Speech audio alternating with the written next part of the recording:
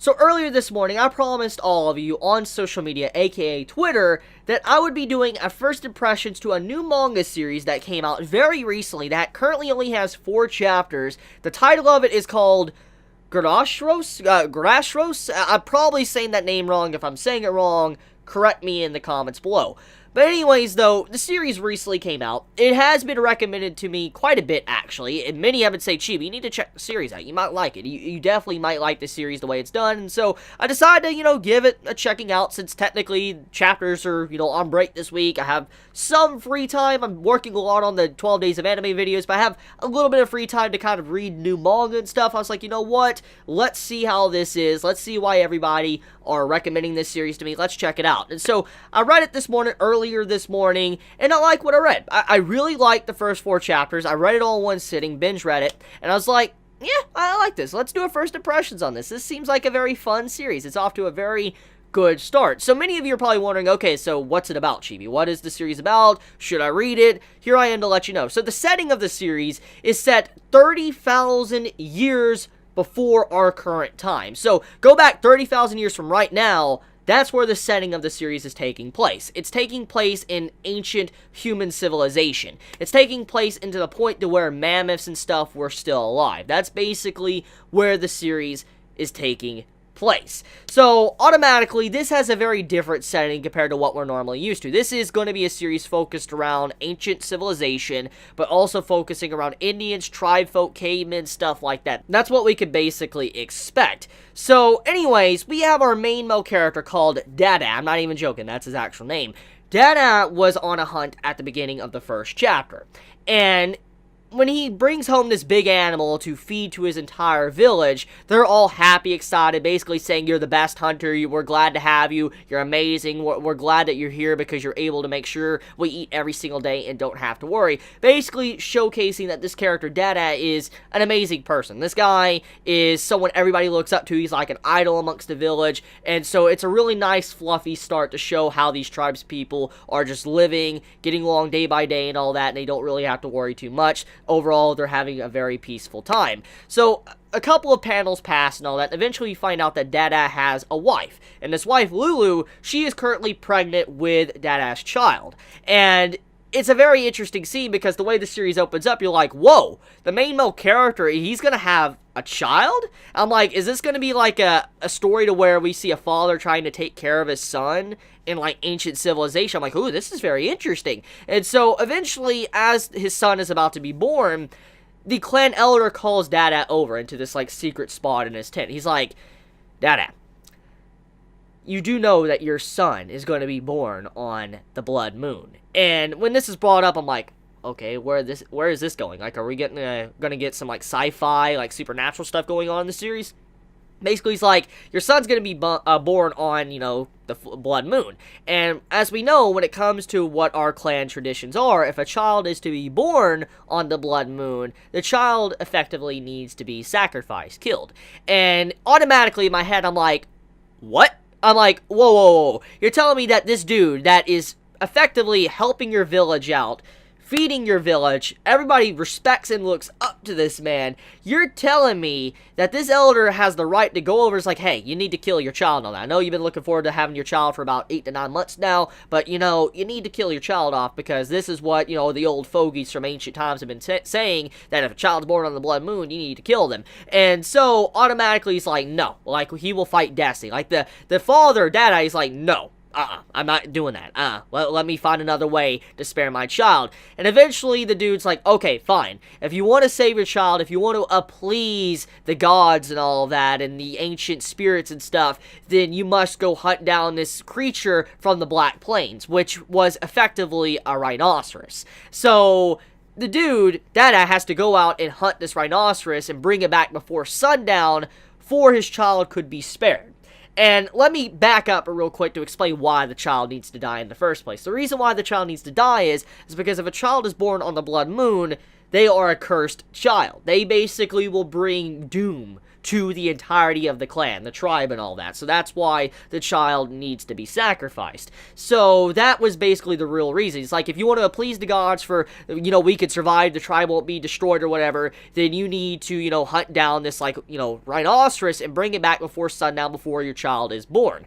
And so he decides to do that. Our main character decides to, like, okay, I'm doing this for my child, I love my child, love my wife and all that, let's do this. So he goes out to hunt down this rhinoceros. Now, FYI, rhinoceros, they're some vicious and savage creatures, okay? They're not something you could just walk up and try to fight.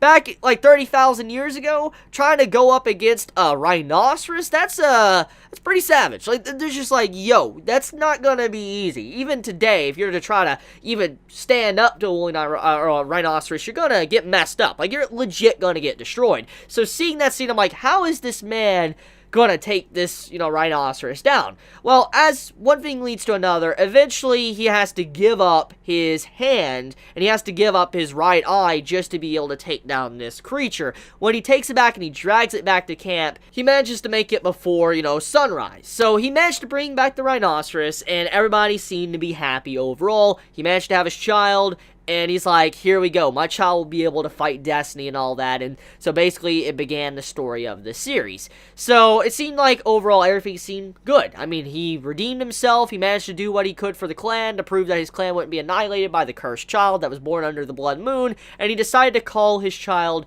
Aku.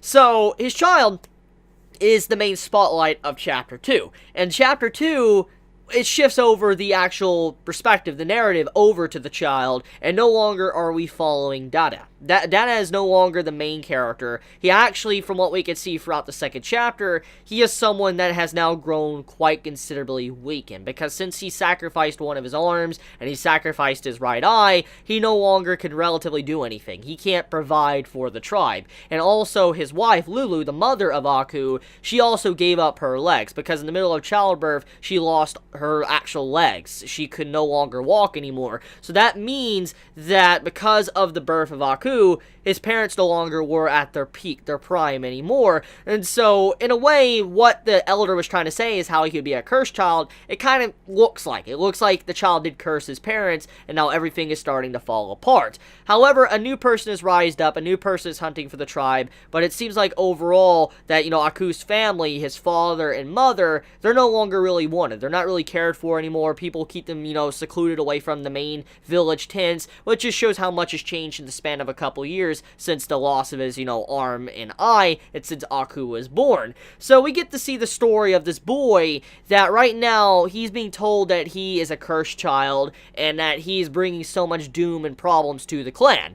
And I'm thinking to myself, like, this series seems very, very real in a way, because I feel like the narrative of the series is trying to showcase how messed up and naive humanity was so many years ago. I mean, 30,000 years ago, civilization was nowhere near like it was now, and people used to, like, worship and pray to mud statues and stuff, just these weird things, or believe in these, superstitions and stuff that doesn't make any sense whatsoever, or just sacrifice people to please a volcano god. That's what people used to do a long time ago. I mean, look at the Aztecs and what crazy stuff they did. I mean, even 500 years ago, actually, from our current timeline, there's still some heinous stuff that's done. So, when you think about it, it's just like, I feel like the narrative of the series is to show that sometimes you don't need to think that everything you believe in is completely accurate. Or in this case, since the child is meant to break destiny, I feel like the trope of this, it actually fits with it. Because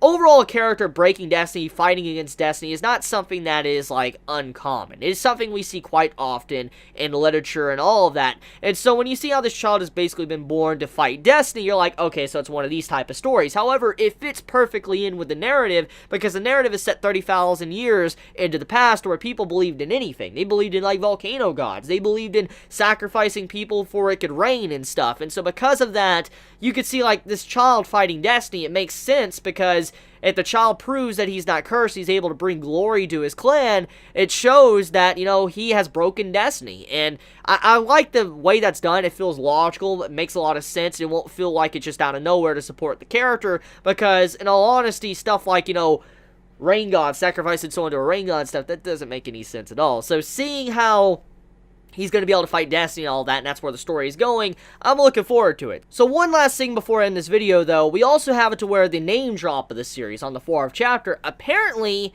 Grashros is actually a mammoth. No joke, it's legit a mammoth, so that's cool. So we're going to have mammoths in the series, and we're going to probably have it to where humanity first tried to really hunt mammoths down. Looking forward to it. So let me know your thoughts in the comments below. How do you feel about this series? How do you feel about, Grashros? Do you think it's a series worth your time? Let me know your thoughts in the comments below. Love you guys. If you enjoy my content, please subscribe. If you like this video, please leave a like. Love you guys. Please be safe. Chibi out.